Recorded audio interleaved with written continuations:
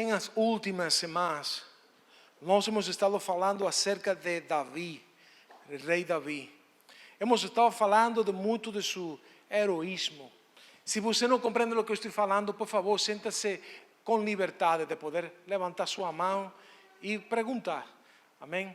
O importante é que você possa receber a palavra e que você salga deste lugar lleno com o conhecimento do poder de Deus para a sua vida. Agora, hemos estado falando acerca de todo o que o rei Davi ha logrado alcançar em sua vida como homem que ha estado logrando muitas coisas. Como por exemplo,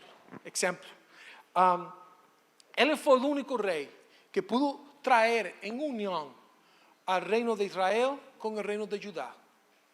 Um mesmo povo, uma mesma nação, dividida por dois reinos. Ele foi o único rei que pudo realmente trazer a unidade a estes dois reinos. Ele pudo governar a la gente de Judea, a la gente de Israel. Ele foi a única pessoa que começou um processo de formar o que nós chamamos salmos. Salmos, lo que nós hoje temos como livro da Bíblia. Ele foi que começou. Ele não escreveu todos os salmos. Por muitos sacerdotes depois de ele começaram a tomar o que ele começou a fazer para seguir seu exemplo dentro da liturgia da igreja, aquele templo del templo. A gente tomava os cânticos de Davi para louvar a Deus, para adorar a Deus. Davi logrou tudo isso. Ele era um adorador, um homem com um potencial incrível. A palavra fala que ele tinha um coração acordo ao coração de Deus. É uma pessoa de muitos logros, mas o máximo logro, alcance que ela tinha era poder haver formado um exército. Um exército de gente muito valente, gente muito reconhecida, gente que outras nações tinham temor quando falavam deste exército de Davi. Eles eram conhecidos como os valientes de Davi. Homens dispostos a morir por ele. Homens dispostos a entregar todo completamente em lo que é o campo de batalha. Agora, eu posso chamar esta palavra, eu quero que você ponha atenção, eu chamaria exército não é tão perfeito. Quando nós perfeito, não? Bem? Ok. Quando nós pensamos em isto, como podemos falar de um exército não tão imperfeito? Por quê? Quero que você entenda algo. Davi tinha um entendimento distinto a lo que a gente normal mirava a este exército. Em el capítulo 17 de 1 de Samuel, quando ele consegue batalhar contra o gigante Goliat, quando ele está tratando de pelear contra Goliat, ele estava encontrando-se que Goliat, filisteu, estava desafiando ao exército de Deus. Mas quando ele está enfrentando a esta gente, ele não fala que ele vem a pelear como se fosse um exército humano. Ele faz um comentário muito interessante, e é isto. Ele fala: então Davi perguntou aos soldados que estavam por perto: o que receberá o homem que matar esse filisteu e acabar com suas provocações contra Israel? Afinal de contas, quem é esse filisteu incircunciso para desafiar os exércitos do Deus vivo? Esta palavra é muito clave. Ele fala o exército de Deus vivo.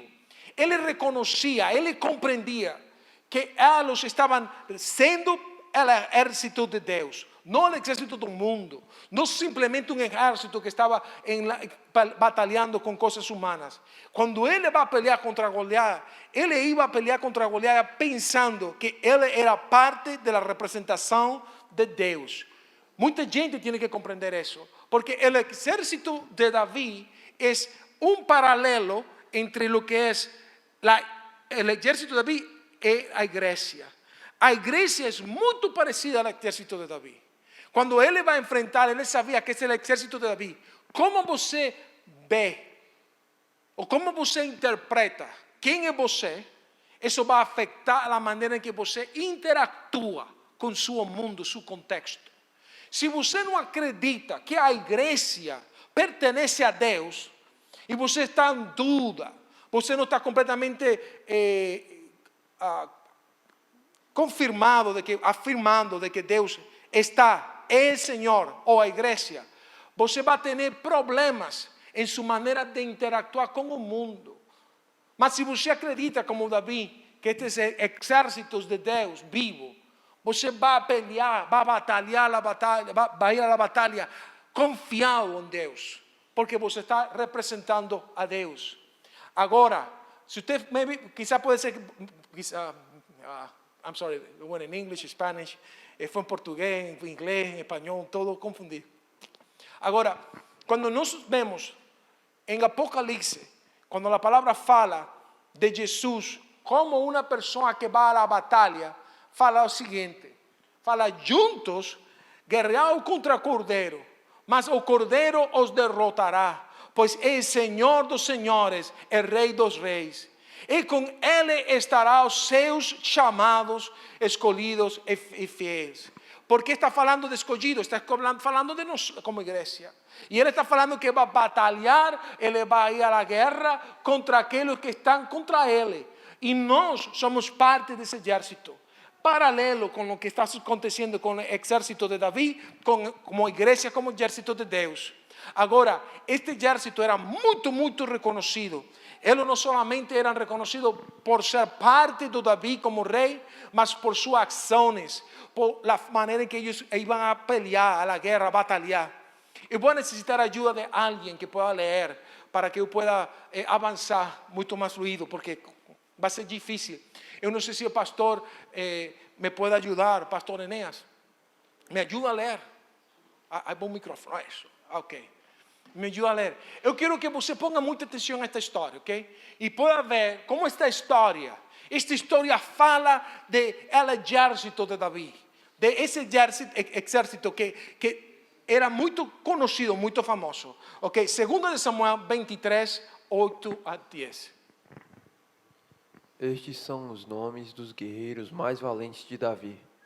O primeiro era Jabeção, o Aqumonita, líder dos três, isto é, dos 3 guerreiros mais valentes dentre os soldados de Davi. Certa ocasião, usou sua lança para matar 800 soldados inimigos numa só batalha. Agora, somente pense isto. Você vai a batalhar contra 2.000 pessoas. Somente tem 3 homens. Cada um mata 800 pessoas. Você não necessita mais que somente 3 pessoas. Eu não sei se você lembra. Há películas de Rambo, Schwarzenegger.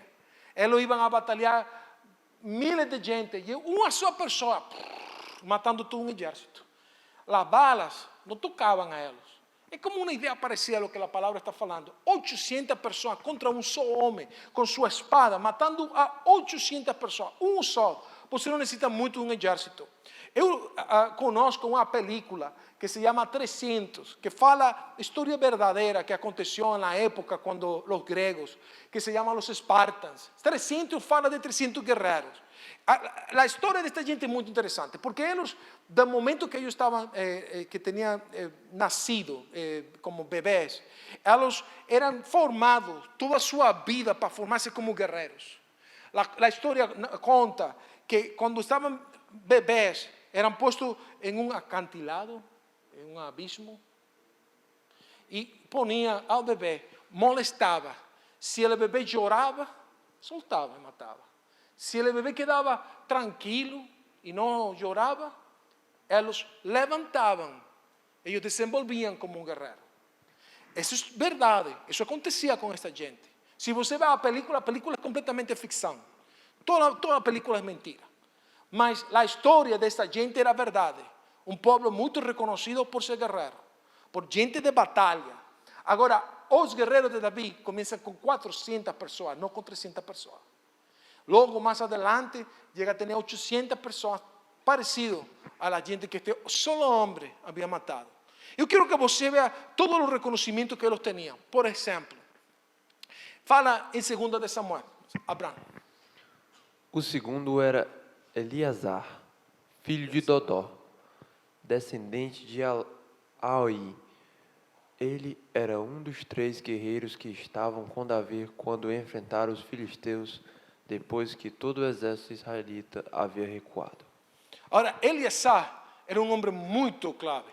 Acuerdo con lo que nosotros estamos leyendo, había una gran batalla.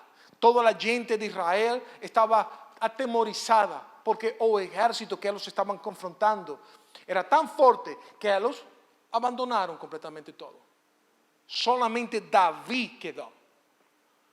Ahora, ¿por qué David queda frente? Porque en la tradición judea, cuando van a la batalla, los líderes, ellos no quedan atrás, ellos van a frente. Por eso David queda frente, solo, batallando contra todo ese ejército que venía contra ellos. La única persona fue Eleazar. Eleazar quedó junto con él.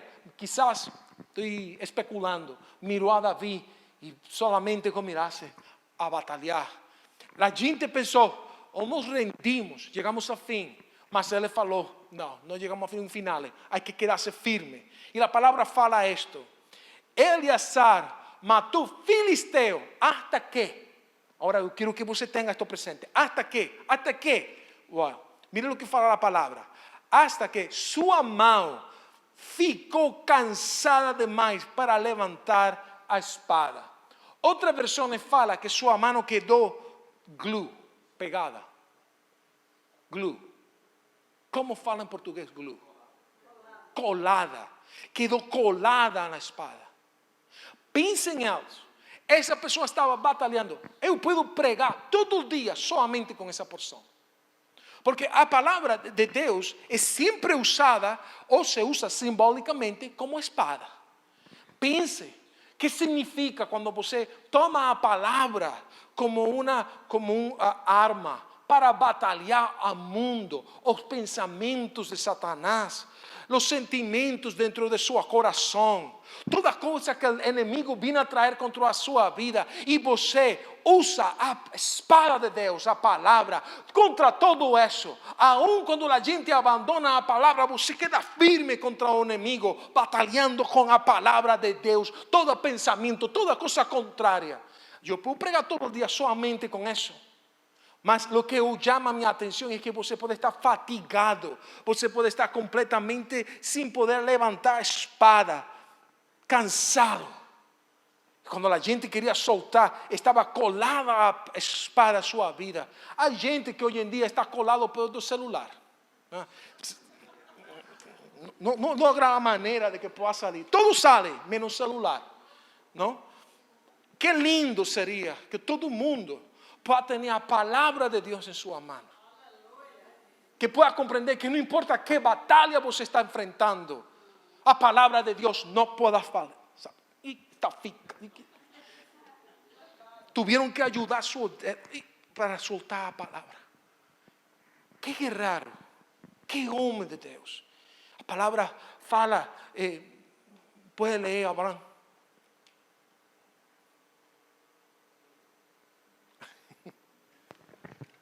E o Senhor lhe deu grande vitória naquele dia. Quando o exército voltou, os soldados só tiveram de recolher os despojos. Deus deu a vitória. Hermoso guerreiro. A história maravilhosa.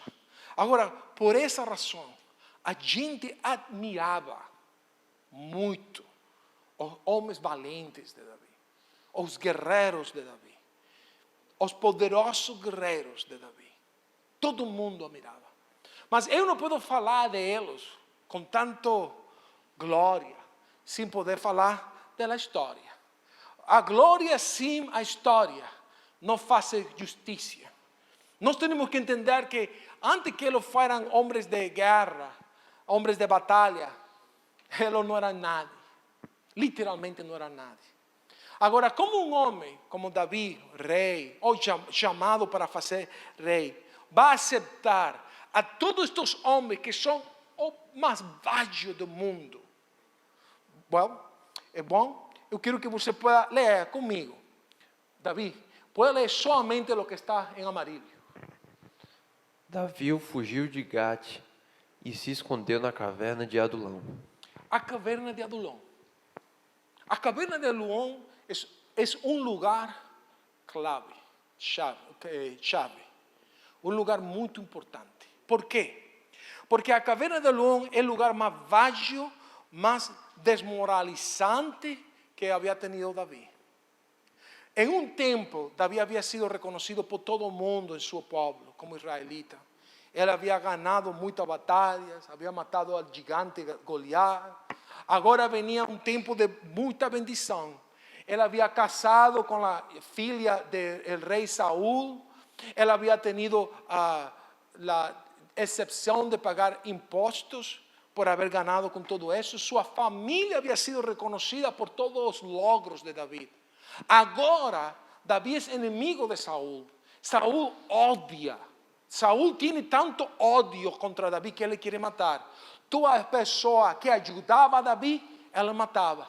Se você ler no capítulo mais adelante deste capítulo, você vai encontrar que havia um sacerdote chamado Alimelec. E Alimelec vai ao resgate de Davi. Quando Saúl ouve que ele havia ido a resgatá-lo, ele manda matar toda a família de Alimelec. Todo mundo, excepto uno, logra escapar. Davi promete que ele iba a ajudar a essa família. ¿Por quê? Porque eles haviam morto por causa de seu pecado, não do pecado de eles. Eles solamente vinieron a ajudar. ¿Por que razão Davi estava aí? Porque ele tinha que escapar. Saúl venía a matar. Esta é literalmente a caverna de Adulão. Esta es donde possivelmente Davi havia estado com seus homens. Quando ele estava em essa situação, Davi logra levantar a este exército de gente que estava procurada porque para dívidas não pagas, gente que estava em situações muito complicadas. Eu quero que veamos o próximo texto, porque quando leyó Abraham leyó, Davi fugiu de Gate, a esse escondeu na caverna de Adulão. Quando souberam disso, seus irmãos e parentes foram encontrá-lo ali. Eu matei, você lê-lo melhor, solamente a parte branca. Logo outros começaram a chegar. A parte branca. Quando souberam disso, seus irmãos e parentes foram encontrá-lo ali. Todo o parente, a família. Agora, entenda isto. Davi estava solo, completamente solo, abandonado por sua família. Quando ele escreve Salmo 91 e fala que nas alas de Deus, bajo a sombra de las alas de Deus, shadows.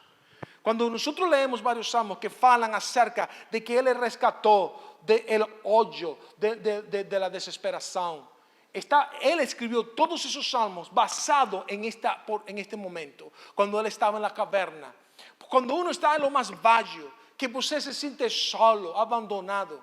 Eu não sei se você ha estado nessa situação. Eu he estado em situações, nem minha família pode estar ao redor mío. Pero é quando Deus processa nossas vidas. É quando Deus trabalha para visitar e agir em esse lugar ali, quando uno começa a entender que eu tenho que perder todo para poder aceitar todo o que Deus oferece.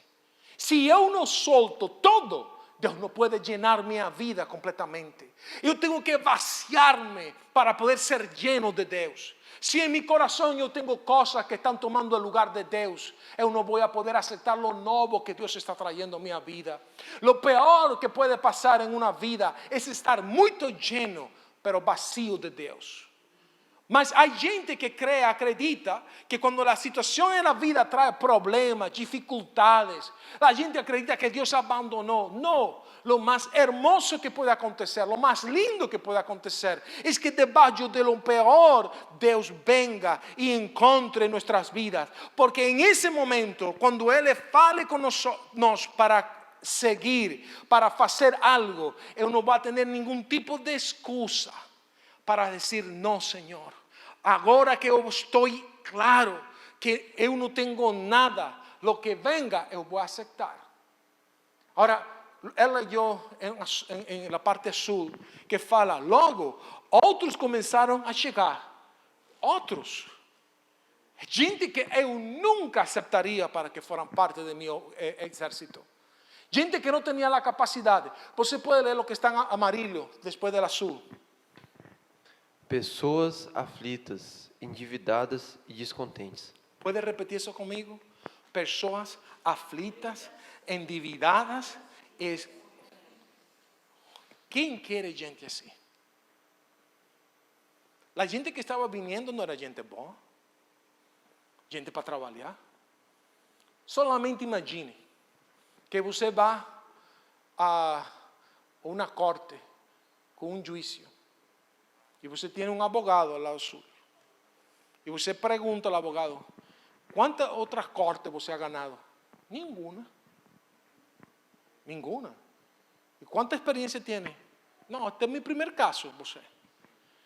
E este é um caso muito grave. Um caso muito importante. Você vai deixar essa pessoa que defende sua posição ante a corte? Esta gente não era nada para o mundo. Era gente que estava completamente rechazada por la sociedade. E eles tinham 3 características sumamente importantes que eu quero que você compreenda.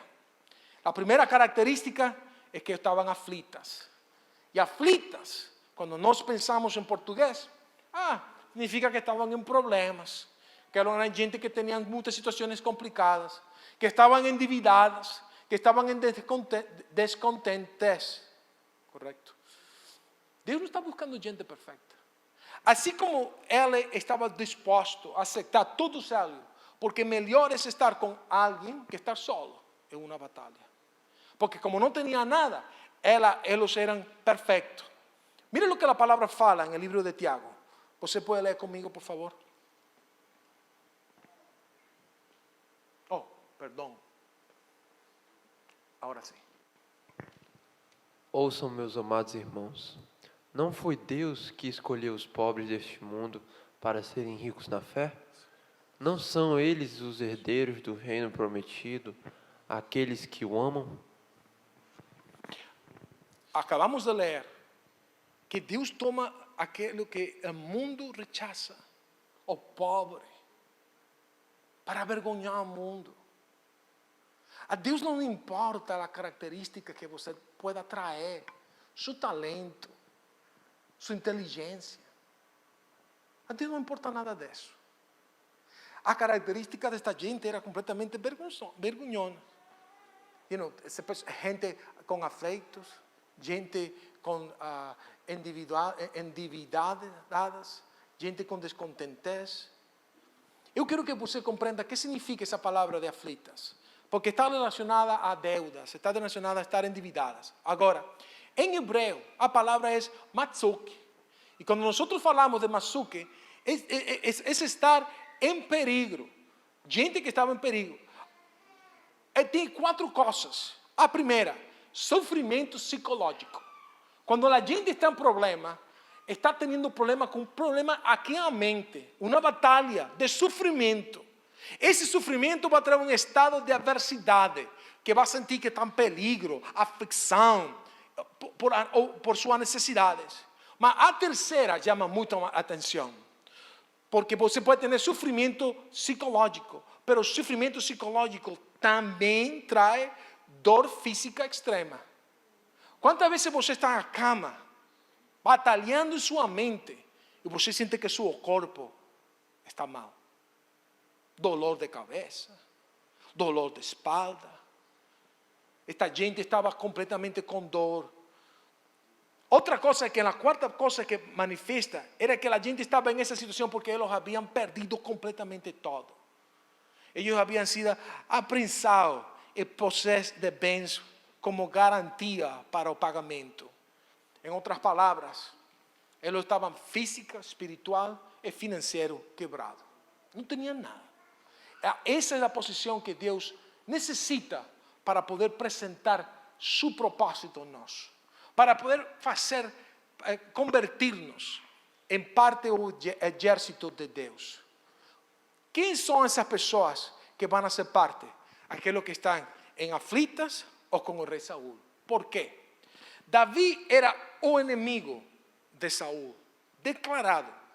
Saúl quería matar completamente a la familia de David, a David, y borrar, eliminar el nombre de David de la faz de la tierra. Toda persona que tenía también conflicto con Saúl, ahora podía ver en el rey, en el posible rey David, un aliado, una alianza, una persona con la que ellos podían conectarse. Usted lembra que cuando el pueblo de Israel estaba pidiendo al profeta Samuel por un rey, Samuel profetizó que el rey Saúl, él le iba a poner impuestos que ellos no podían pagar, que él iba a quitar a las filias de ellos de su casa, que él iba a robar de ellos. Esta gente son víctimas del reinado de Saúl por los impuestos, por el dinero, la demanda, todo para mantenerlo a él como rey. Aquellos en divida como reino, aquellos descontentes con injusticia del reino, ellos tienen como un enemigo en común, el régimen del rey Saúl. Mas si nos falamos de la iglesia, nos tenemos que entender que hay un paralelo en lo que es esta situación con el reinado de David, ahora con Saúl, con la iglesia.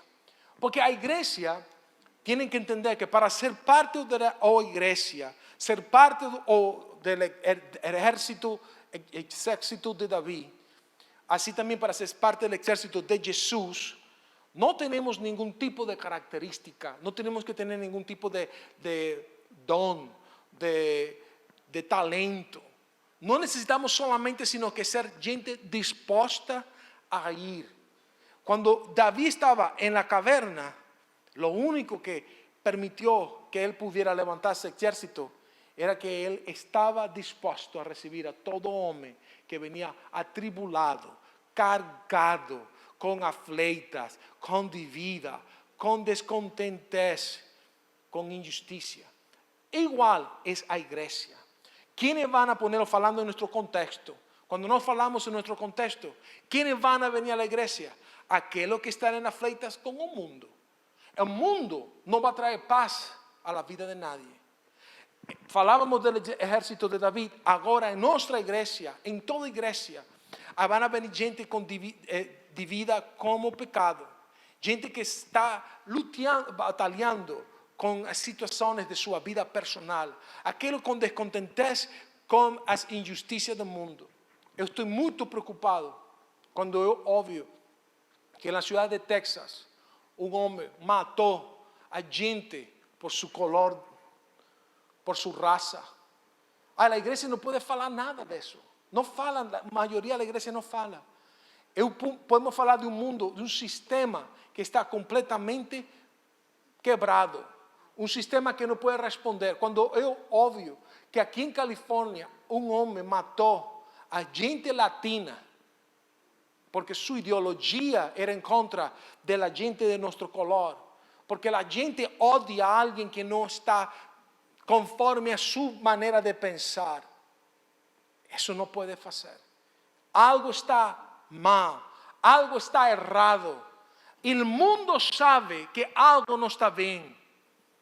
Por eso la gente del mundo busca en diferentes formas respuestas que son falsa esperanza, falsa ilusión, falsa, porque no hay forma que el mundo pueda responder a ninguna de estas cosas.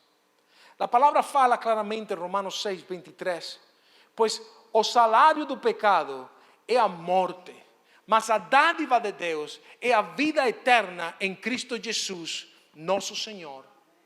Todo lo que el mundo ofrece y todo lo que el pecado trae es muerte. Muerte a nuestras vidas, muerte a nuestro caminar. Por esa razón, cuando nos vemos lo que esta gente estaba viniendo para ser parte de David, es la misma cosa que el mundo afuera está viendo. Y tienen que conocer y saber que ellos tienen un lugar para venir a ser parte aquí de la iglesia. Que Dios tiene espacio. Si ellos se sienten que están en situaciones difíciles, con problemas, si ellos se sienten que están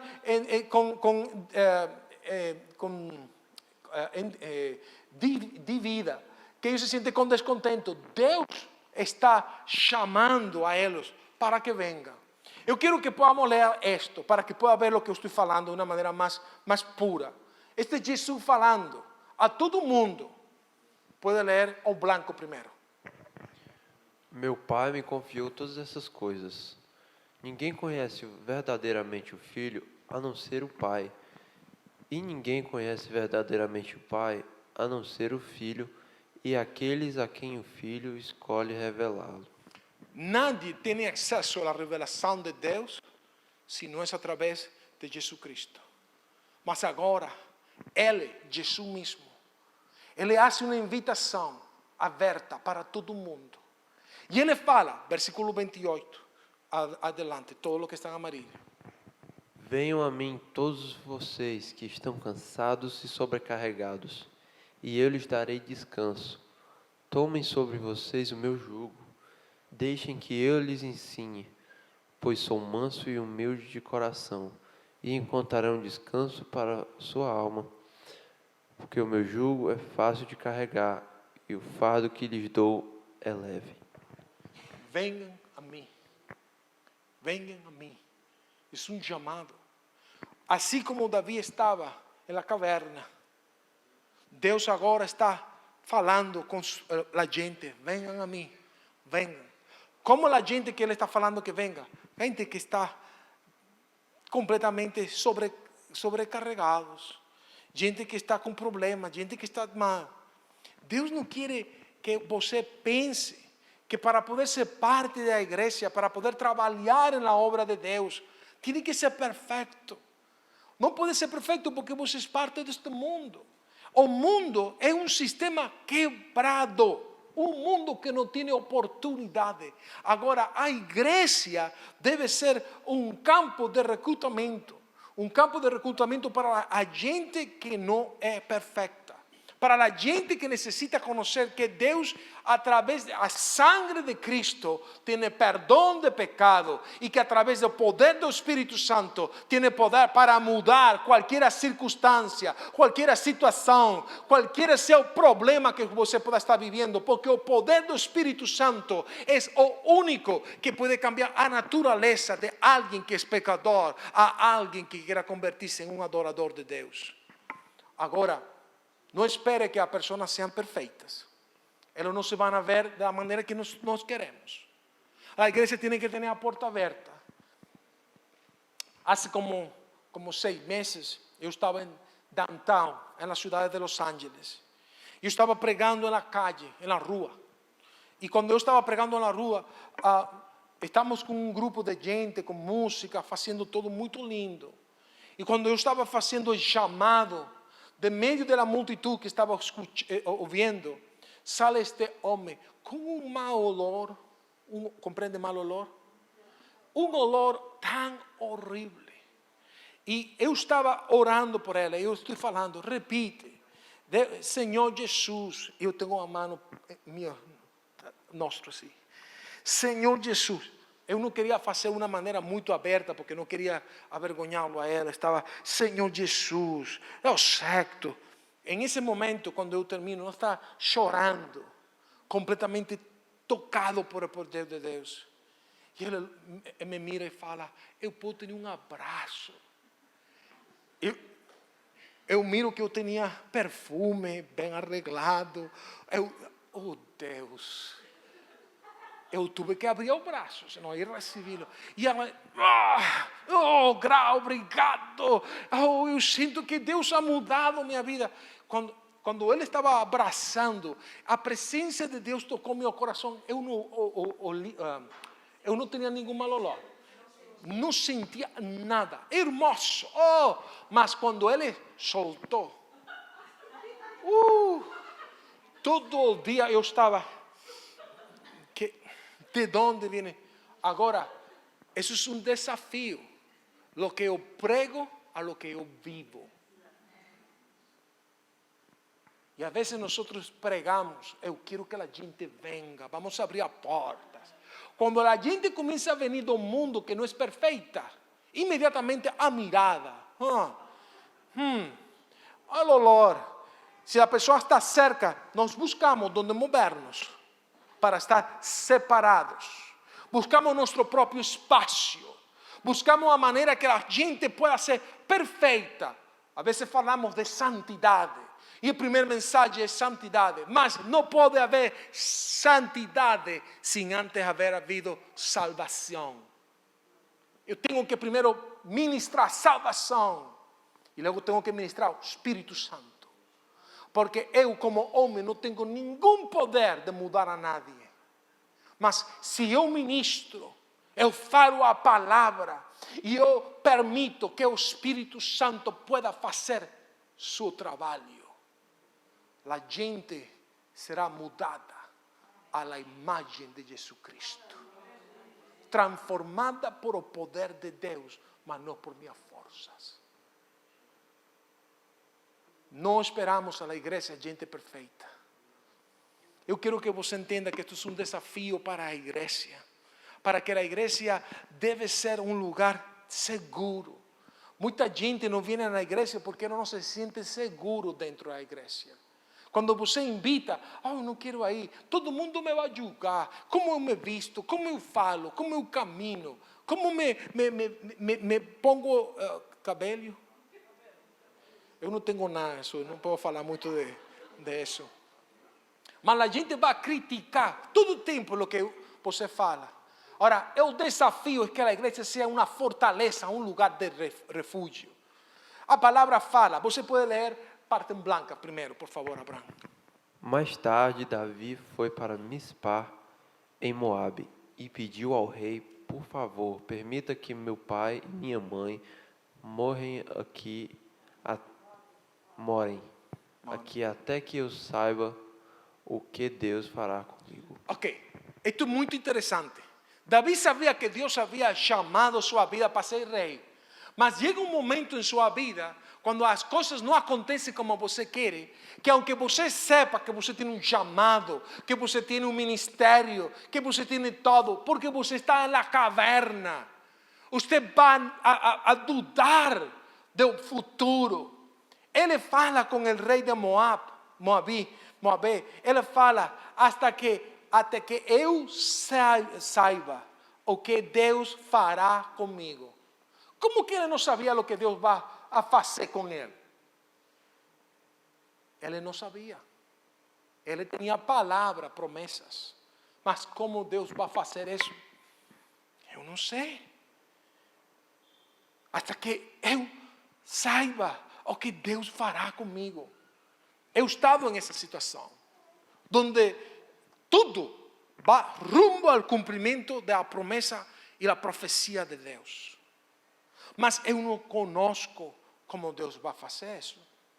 Eu me sinto que cada passo que eu dou, eu estou vindo para o céu, pedindo direção, pedindo algum tipo de guia de Deus. Põe em amarillo, Abraão. Assim, os pais de Davi permaneceram com o rei de Moabe por todo um tempo que Davi ficou na fortaleza. Fortaleza. Deus está necessitando que a igreja seja a fortaleza. A fortaleza de Davi não era um castelo. A fortaleza de Davi era a caverna. Ele volviu à caverna. Ele puso sua família em um lugar de refúgio. Mas ele regressou a la caverna. Eu quero que compreendam algo. Esta é uma batalha espiritual. Esto não é uma batalha física. Para Davi era física batalhar contra Saúl, mas nós conhecemos que quando o Espírito de Deus mudou da vida de Saúl, um espírito de tormento, um demônio, vino a sua vida. E aunque Davi estava cheio do Espírito Santo, ele sentiu que ele estava abandonado. É normal que em nosso caminhar como cristianos não nos sintamos abandonados em momentos de desesperação. Para poder aceitar aquela gente, nós temos que tocar bem baixo. Para quebrantar nosso orgulho, para quebrantar nossa maneira de pensar, para quebrantar paradigmas de nosso coração. Agora, a palavra fala claramente, en el libro de Efesios. Ephesians. Você pode ler, por favor. Efésios. Vocês estavam mortos por causa de sua desobediência e de seus muitos pecados, Ponga atenção agora na parte que está em amarillo. Ponga muita atenção. nos quais costumavam viver, como o resto do mundo, obedecendo ao comandante dos poderes do mundo invencível. Poderes do mundo. Poderes do mundo. Ponga atenção. Continua, por favor. Ele é o Espírito que opera no coração dos que se recusam a obedecer. Espírito. Esto é uma situação espiritual. Nuestra batalha não é física. Quando a palavra fala que a gente não quer obedecer, quando nós buscamos pessoas que recusam a obedecer a Deus, é uma situação espiritual. Quando você, minha vida, batalha e Deus fala algo e eu tenho dúvidas, eu tenho confusão, é um problema espiritual. Você tem que repreender o espírito que está operando contra a obediência de Deus. Agora, leia o que está em branco, Abraham, por favor. Todos nós vivíamos desse modo, seguindo os desejos ardentes e as inclinações de nossa natureza humana. Éramos, por natureza, merecedores da ira, como os demais. Mas Deus é tão rico em misericórdia e nos amou tanto, que embora estivéssemos mortos por causa dos nossos pecados, Ele nos deu vida juntamente com Cristo. Agora, a parte mais importante é que nada, absolutamente nada, tem que ver com nossa própria força, com nossa própria ações, com nossa própria conquista. Leia o que está em amarillo. É pela graça que vocês são salvos. Fala comigo, graça. Algo que eu não mereço. Algo que eu não posso fazer para receber. Somente a misericórdia de Deus é a que pode dar. Quem virá à igreja? Quem virá para ser parte do exército de Deus? Pessoas em aflitas, pessoas em dívida, pessoas em descontentez. A palavra fala que Jesus, em uma oportunidade, contava a seus discípulos que havia um dono de dinheiro que havia prestado 500 moedas. Outro havia prestado 50. Nenhum deles podia pagar. Assim que ele perdona a deuda de 500, a deuda de 50. Ele pergunta a todos os discípulos: quem deles vai amar mais? Quem deles vai mais? Depois que esta pessoa ha perdonado a deuda, Simão responde: supongo que aquele de quem ele perdoou a dívida maior. Você está certo, dijo Jesus. Porque a gente que tem muita deuda, a gente que está aflita, quando conhece ao Senhor, lo entrega todo. Porque assim tão grande é a deuda, assim de grande é o amor que Deus tem. Por essa razão, Deus não está buscando a pessoas perfeitas. Deus está buscando a gente que esteja muito endeudada para Ele pagar a deuda. Agora, eu não estou falando que agora a igreja vai estar pagando sua deuda. Não estou falando que você vai venir. Você, pastor, falou de que eu estou endeudado, você vai venir aqui a pedir. Não estou falando nada disso. Não? Eu estou falando que há deudas de sua vida. Culpabilidade. Há gente que não pode perdonar o que eles han feito. Gente que não sabe como acercar-se a Deus, porque eles não podem acreditar que Deus de graça vai aceitar sua vida por todo o pecado que eles han vivido. Mas se eu compreendo que Deus sabe que se Ele perdona, mais minha deuda, mais amor eu vou ter com Ele. Eu não necessito perdonar-me, eu necessito aceitar o perdão de Deus. Muita gente vive tratando de perdonar suas faltas, Mas o perdão de Deus é tão grande, tão hermoso, que você não tem que perdonar-se porque você não tem a capacidade de perdonar-se seu próprio pecado. Porque o pecado é contra Deus, o pecado é contra outros. Mas se você compreende que na graça de Deus, na graça do Senhor, todo cubre aquilo que você ha cometido, todo erro, toda falta, e que a graça de Deus se derrama, cobrindo tudo. E você aceita essa graça, você entra no reino de Deus para ser parte do exército de Deus. Agora, muito importante, nós somos o exército de Deus, cheia de pessoas imperfeitas, cheia de pessoas imperfeitas. Você não necessita ser perfeito, mas você necessita estar disposto, aberto com seu coração, para permitir que o Espírito Santo pueda llevar sua vida al lugar donde você pueda ser usado, donde pueda haber a glória de Deus em diferentes formas. A mim me encanta, eu me gusta muito esta porção bíblica de 1 Coríntios 1, 26 a 29. Lembre-se, irmãos, de que poucos de vocês eram sábios aos olhos do mundo, ou poderosos ou ricos, quando foram chamados.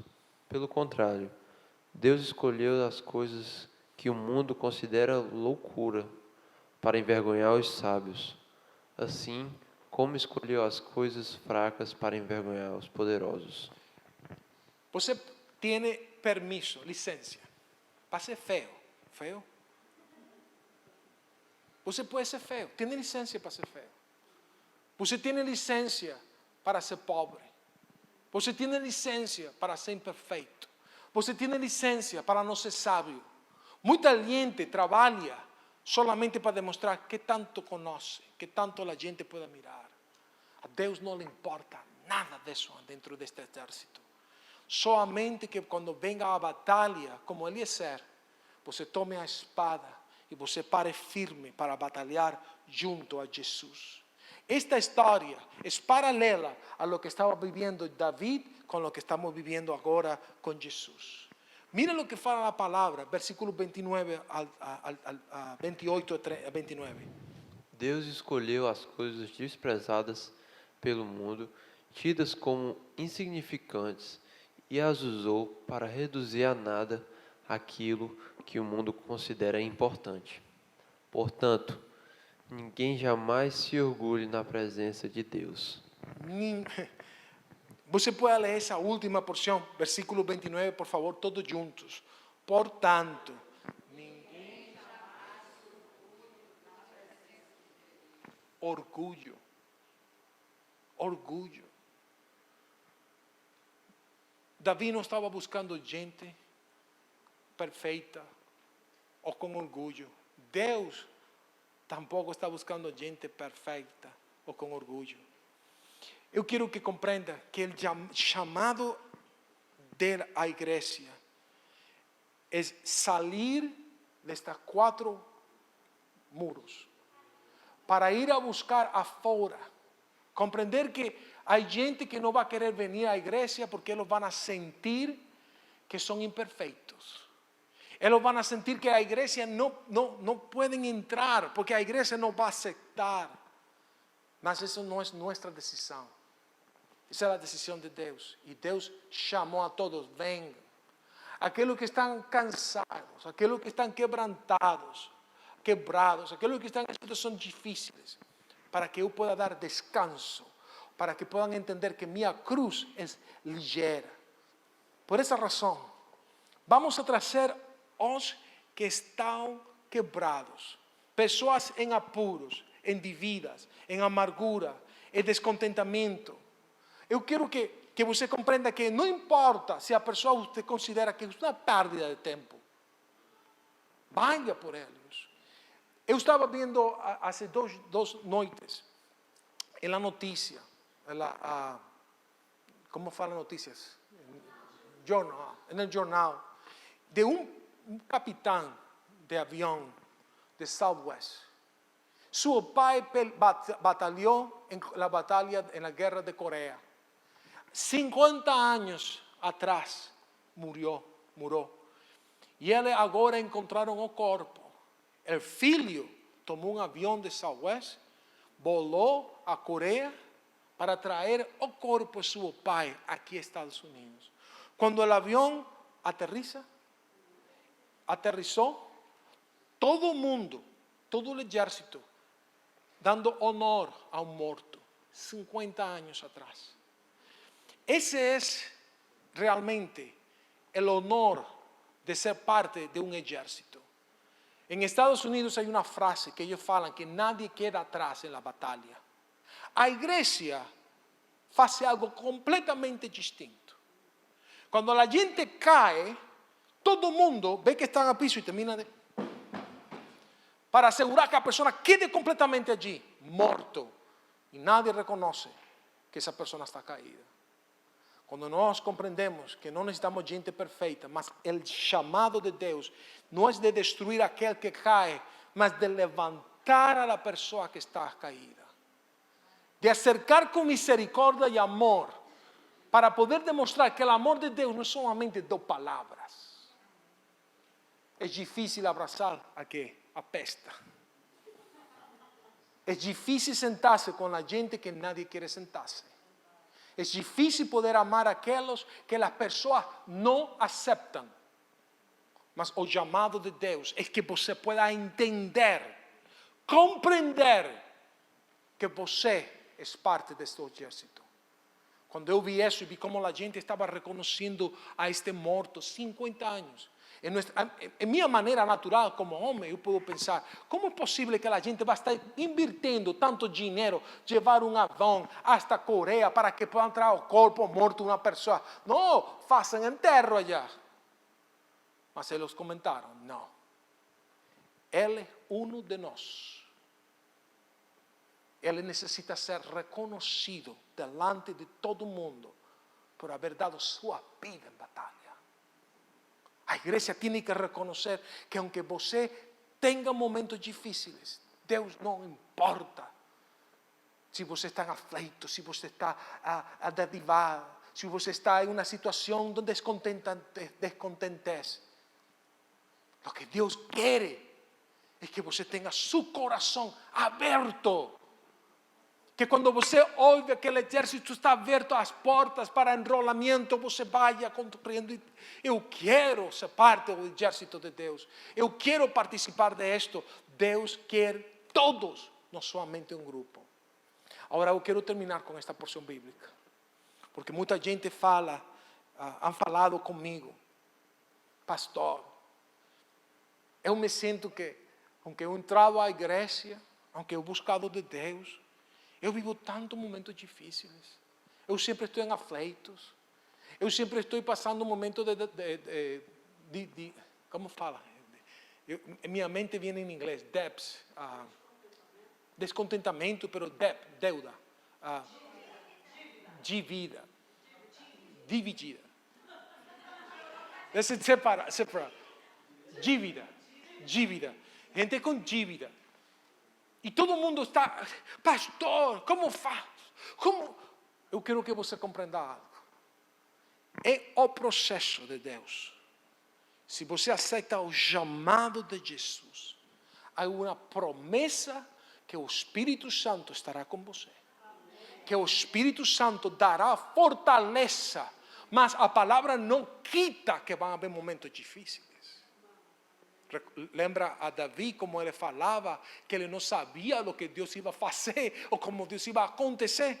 Mas eu quero terminar com esta porção bíblica que fala o seguinte: ele fala, agora nós mesmos somos como vasos frágeis de barro, que contem que esse grande tesouro, contem esse grande tesouro. Deus vê que em meio de tua debilidade, você é um vaso frágil de barro. Deus vai pôr tesouros dentro de você. Deus não tem limitação. Oh, pero Deus, como vai pôr um tesouro dentro de um vaso frágil de barro? Deus está vendo que não vai ser você, é sua glória o que Ele quer habitar dentro de você. Agora fala assim, fica evidente que esse grande poder vem de Deus e não de nós. Por eso Ele pone todos sus tesoros dentro de nós. Para que compreendamos que não é minha força. Agora, o versículo 8 é tão poderoso, porque fala de todos os lados somos pressionados por aflições, mas não esmagados. Ficamos perplexos, mas não desesperados. Somos perseguidos, mas não abandonados. Somos derrubados, mas não destruídos. Isso faz completamente a diferença. Agora, o mundo não pode falar isso. São destruídos por seu pecado. São destruídos por sua debilidade. Mas em Cristo, em Jesus, você tem a palavra de Deus, a espada como Eliezer. E Deus está chamando para formar parte de um exército que está disposto a dar-lo todo, morir em el campo de batalha. Compreender que o chamado de Deus não é solamente uma coisa de, ponerme um lindo vestido, traje de soldado. Que quando Deus chame, solta a espada, não posso. Está colada em minha mão. Em minha boca, em minha mente está colada, em meu coração está colado. Não é somente uma coisa ligeira, superficial. Eu quero perguntar, quantos de vocês lembram as promessas de Deus? Profecias, que agora você está como Davi. E como Deus vai fazer tudo isso? Eu não tenho a mais mínima ideia de como Ele vai fazer. Eu quero que esta palavra pueda ser peso em seu coração. Deus vai cumprir todo o que Ele ha falado a sua vida. Se você está em essa caverna e você se sente aflito, você se sente de vida, você se sente que está com descontentamento e você não sabe como fazer, e você fala dentro de seu coração, em sua mente, eu não sou perfeito, eu tenho boas notícias, boas novas. Você qualifica para ser parte do exército de Jesus. Você tem todo. Porque Deus não está buscando gente perfeita. Porque quando Ele faz, não vai ser para a sua glória, vai ser para a glória de Deus. Quando Ele cumpla, vai ser para a glória de Deus. Agora eu quero invitar a que você cierre seus olhos. E você, à medida que eu he estado pregando, eu sei que Deus ha estado lembrando promessas. Que Deus ha estado falando de coisas velhas que não han acontecido e que você ha pensado que Deus ha olvidado, que Ele não lembra mais. Mas Ele está actuando, Ele está fazendo. E Ele vai fazer em sua vida tudo o que Ele ha dado, tudo o que Ele ha palavra que Ele ha dado a sua vida. Han havido momentos que espíritos han traído a tentação de desobedecer. Mas agora, com o poder da palavra, com a autoridade da palavra, em nome de Jesus, repreendemos todo espírito que ha venido a batalhar a mente e o coração para desviar a verdade de Deus. E em nome de Jesus, falamos com autoridade contra o inimigo, contra o espírito do mundo, que em nome de Jesus, agora mesmo, seja echado fora, em nome de Jesus. Falamos que nossa mente, nosso coração, toda dúvida do processo de Deus em a caverna, seja quitado. E Pai, hoje recebimos estas 400 vidas para nossas vidas fazer parte do exército de Jesus. E Pai, graças, obrigado, agradecido. Agradecido que não é por minhas qualidades, mas por tua graça. Agradecido que não é por minha força, mas por tu poder do Espírito Santo. Agradecido, Deus, agora eu entrego minha vida ante as promessas, as profecias, a palavra que tu has falado sobre nós. E em nome de Jesus, aumenta, que cresça nossa fé. Em nome de Jesus. Em nome de Jesus. Amém e amém e amém.